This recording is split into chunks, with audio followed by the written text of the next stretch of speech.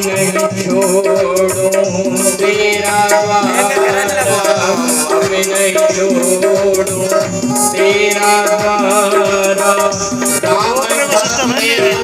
जय श्री नर्मदा माता की जय, श्री व्यास भगवान की जय, श्री सुखदेव भगवान की जय, गोस्वामी श्री तुलसीदास जी महाराज की जय, संत समाज जय, श्री हनुमंत लाल की जय, उमापति महादेव की जय, वृंदावन बाके बिहारी लाल की जय। जय जय श्री राधे, जय जय श्री राधे, जय जय श्री राधे।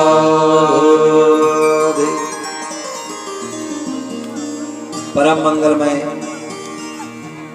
भगवान नंद नंदन की परम पवित्र ये श्रीमद् भागवत महापुराण, कल महात्मा की कथा थोड़े देर के लिए हम लोगों ने श्रवण करी।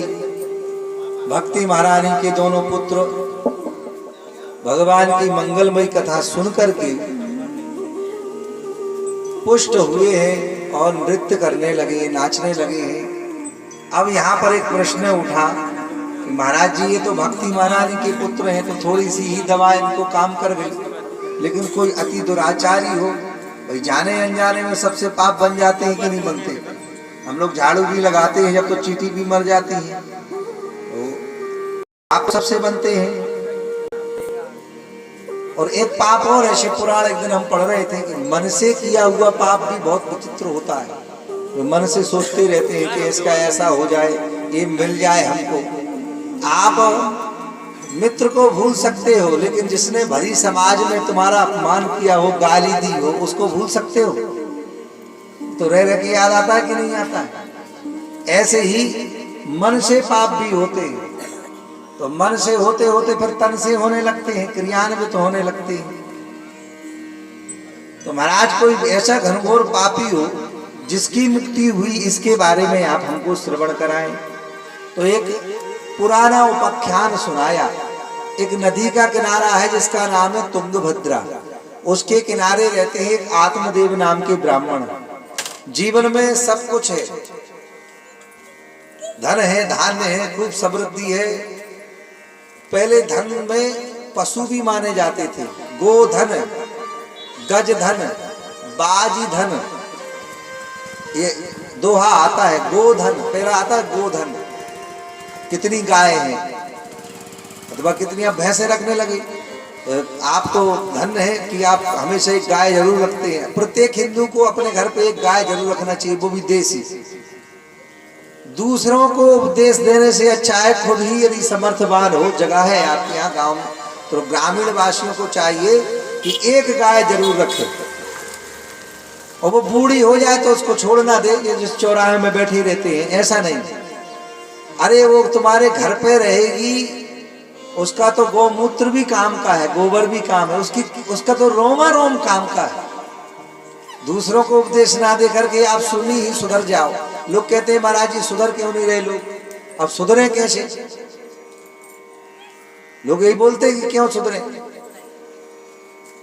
भाई, जो ये कहता है कि महाराज जी इतनी कथा हो रही है, इतने यज्ञ हो रहे हैं, इतने कुंभ में लोग नहाने के लिए जा रहे हैं, फिर भी जनता सुधर क्यों नहीं रही, तो उस व्यक्ति से ये कहो कि तुम कितने सुधरे।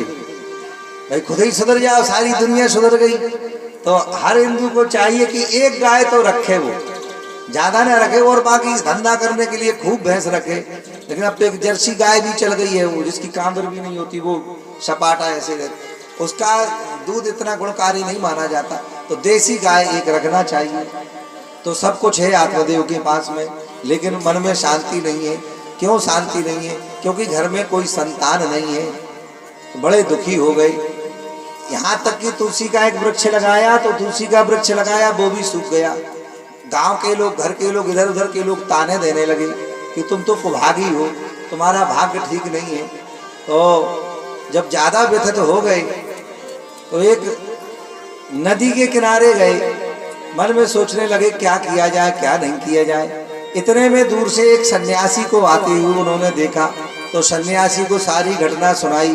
तो सन्यासी पढ़े लिखे थे, ज्योतिषी थे, सन्यासी जान गए, थोड़ा लाला कम रखो उसको, बस। सन्यासी जान गए कि इसको ब्राह्मण को चाहिए कोई संतान। फिर भी उन्होंने कहा कि देखो, सप्त जन्म बधितवा पुत्रो नहीं बचा, नहीं बचा, तेरे भाग्य में 7 जन्म तक पुत्र और पुत्री का सुख नहीं है। महात्मा की बात नहीं मानी है तो पीछे ही पड़ गए, नहीं बोले हमको तो चाहिए। अच्छा, बाद में जो वो हो भी गया धुंधकारी, तो कौन सा उसने सुख दिया? महात्मा की बात को मानना चाहिए कि नहीं मानना चाहिए?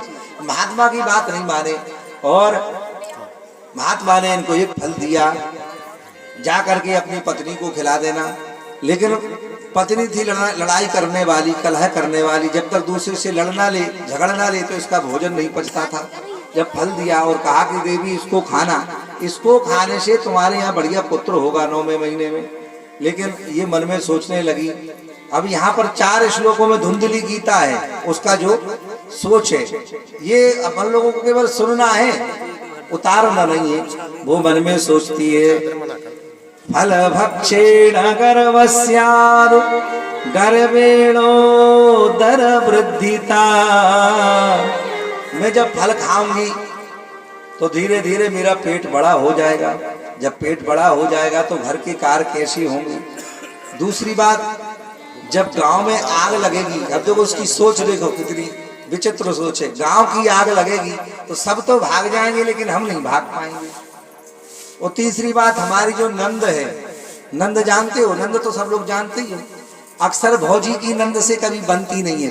यहाँ तो बनती होगी इस गांव में कि नहीं बनती? नंद को देखते ही करंट लगता है। इसलिए नंद बाबा ने अपनी बहन का नाम रखा था सुनंदा। भाई नंद का कोई उल्टा हो ही नहीं सकता, जब नाम रख दिया सुनंदा। तो हमारी जो नंद है वो है चोरनी, चोटी, चोरी करने वाली। यहाँ एक शब्द चलता है भड़याई, चलता है कि नहीं?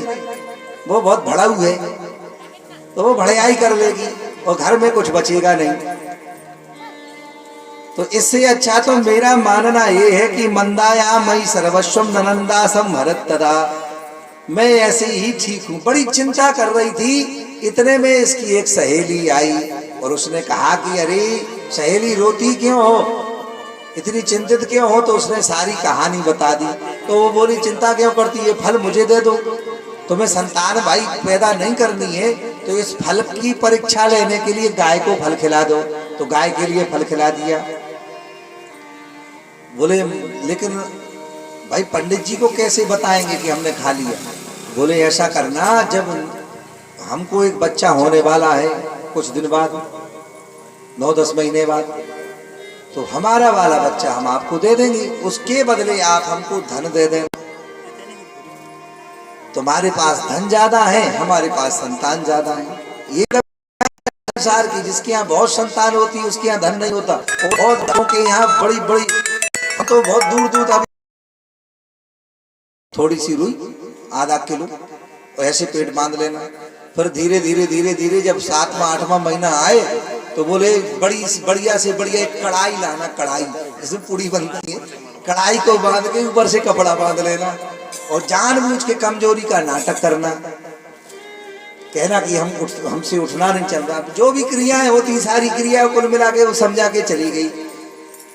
तो धीरे धीरे धीरे धीरे 9 महीने बीत गए।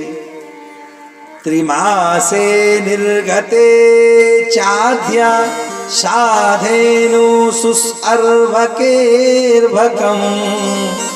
सर्वांग सुंदरम देव्यम निर्मलम कनकप्रभम।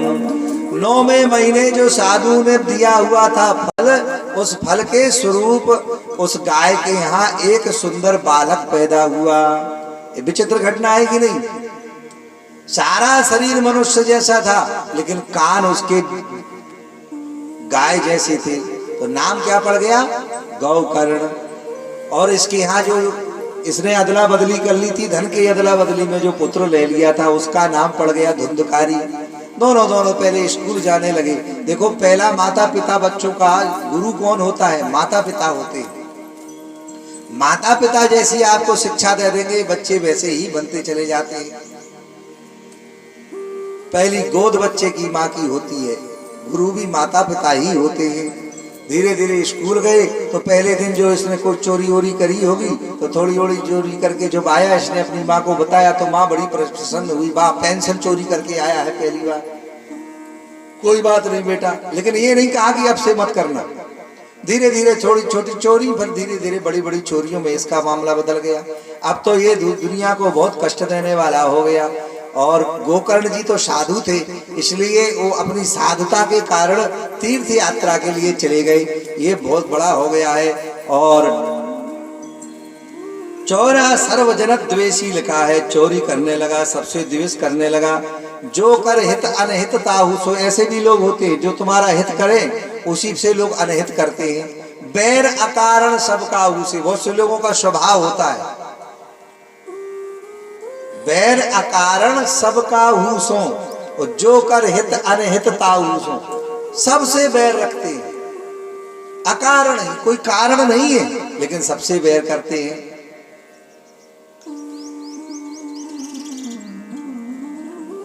एक दिन अपनी माँ के पास में आया और बोले हमें कुछ धन दे दो। अब वो कहाँ तक देवे बेचारी, तो वो भी बहुत दुखी हुई और दुखी होकर के एक कुआं में गिर करके उसने अपने शरीर को त्याग दिया। अब पंडित जी अकेले बचे, बहुत दुखी हुए। तब एक दिन गोकर्ण जी लौट के आए तो पंडित जी को समझाया। वो उनको पिताजी ही बोलते थे क्योंकि उनने ही पालन किया था, भले गाय से पैदा हुए थे। तो कहा कि हे पिताश्री आप इतने दुखी क्यों है? तब उन्होंने कहा कि हम बहुत दुखी है। देखो पहले इसलिए दुखी थे कि संतान नहीं है। साधु ने बहुत समझाया था कि पुत्र का सुख नहीं है तुझे, पुत्र तो मिल जाएगा लेकिन सुख नहीं है। पुत्र पुत्री मिलना अलग बात है, लेकिन वो पुत्र और पुत्री आपको सुखी करेंगे ये कोई गारंटी नहीं है। संसार में की गारंटी है? संसार में जो व्यक्ति जितना भी करता है, झूठ बोलता है, उठाईगिरी करता है, अपने लिए करता है बाबूजी की, अपनी संतान के लिए करता है। बताओ आपको कितना चाहिए? 4 फुल्का सुबह 4 फुल्का शाम को, इतने पे पेट भर जाता है। और बाकी की जितनी भी लोग बेईमानी करते हैं अपने कुटुंब परिवार के लिए करते हैं कि नहीं करते? और वही कुटुंब परिवार आपको बाद में छोड़ देता है। यही तो बेटा, यही तो भगवान की माया है।